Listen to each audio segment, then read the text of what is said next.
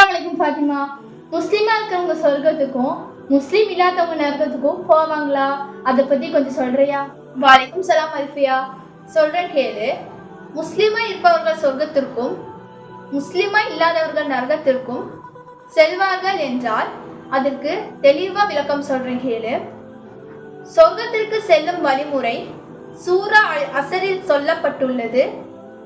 அத்தியாயம் 103 வசனம் 1-3 வரை. அந்த சூறாவில் சொல்லப்படுகிறது, வல் அஸ்ர் இன்னல் இன்சான லஃபில் குஸ்ர் இல்லல்லதீன ஆமனு வஹம்மிலு ஸ்வாலிஹாத்தி வதவாஸோ பில் ஹக் வதவாஸோ பிஸ் ஸப்ர். காலத்தின் மீது சத்தியமாக மனிதர்கள் நஷ்டத்தில் இருக்கின்றார்கள். நம்பிக்கை கொண்டு நல்லறங்கள் செய்வோரையும் உண்மையை போதித்து பொறுமையையும் போதித்துக் கொள்வோரையும் தவிர சொர்க்கத்திற்கு செல்ல 4 வழிமுறைகள் உள்ளன.